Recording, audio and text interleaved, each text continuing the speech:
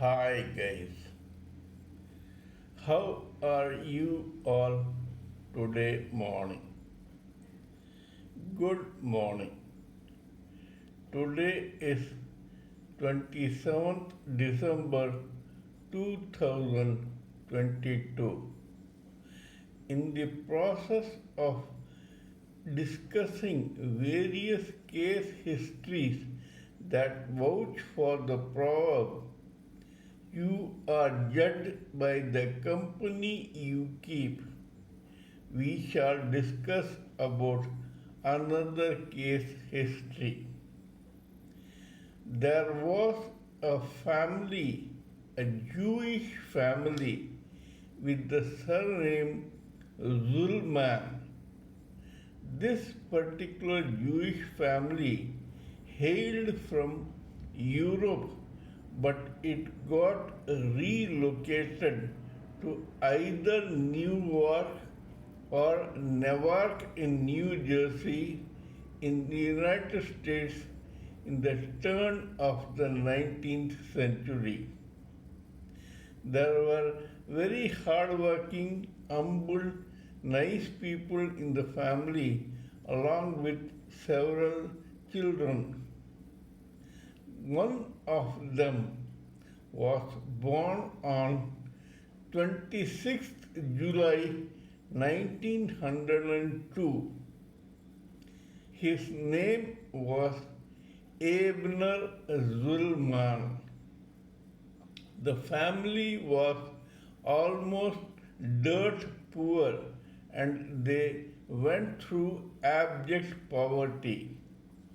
However, despite this, the others in the kith and kin of the family never chose any wrong side of career and they chose to have a decent living in their older age. However, this was not the case with Abner Zwillman. By the time he was 19, Abner was around 6 foot 2, as a result of which he was called Abe Longy Zwillman.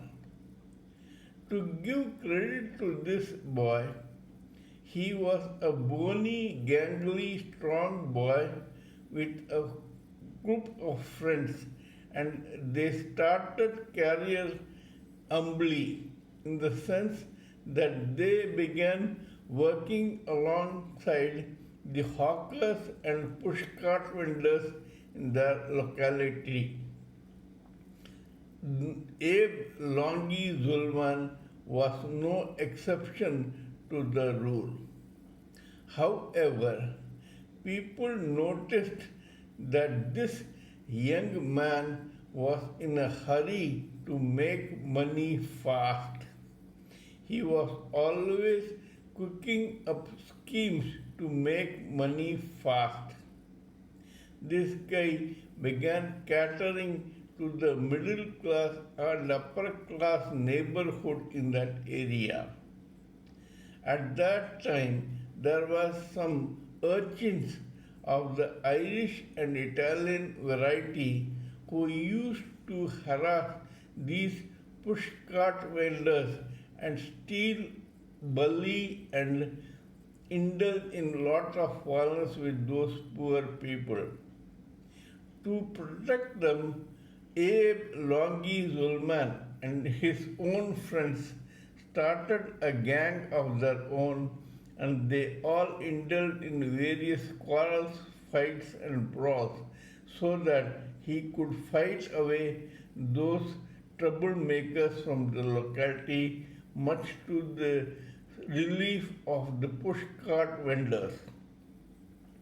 However, from his teen age, this boy went into a bad company, either knowingly or unknowingly. Probably it was because of this gang of protectors who played Robin Hoods for the street cart vendors. Whatever the reason, this guy with his greed and his bad company, decided to get into gambling, penny games, and other card games, plus drug dealing, etc. He began making money hands over fist through these schemes. By this time, he was getting a local reputation as a top gunda or a thug. However, in the year 1930, thanks to an act passed by the government called the Volstead Act, prohibition was imposed all over America. All these thugs took this opportunity to sell liquor illegally. Abe Longy Zwillman was no exception to the rule. He soon jumped into the fray to begin what was known as bootlegging, that is, selling liquor illegally. At that time, before this prohibition was imposed, there were two brothers who were dealing in liquor legally. Abe Longy Zwillman went and leaned on these two Jewish brothers and told them that henceforth he himself will become a partner with them and help them sell bootleg liquor illegally. Those two got scared of this awesome reputation of Abe Longy Zwillman. They did not want to get into trouble, so they decided to play along. However, to their pleasant surprise, they found that they were benefiting by the company of Abe Longy Zwillman. In fact, they were making more money than they had been making before the prohibition. Prohibition continued till some 2 or 3 years, and then it was revoked.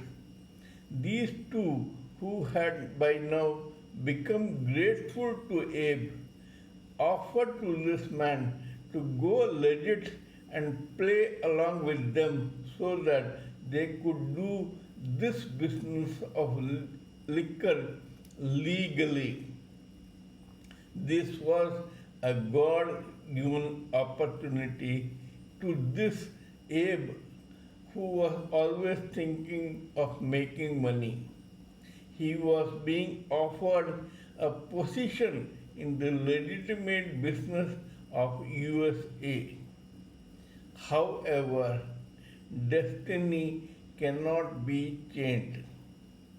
While those two brothers took over this legitimate business of selling liquor from where they had left a few years back, and they grew up to become very big importers and distributors of liquor in the times to come, Abe rejected their very nice and noble offer and chose to remain a gangster so that he could make money faster.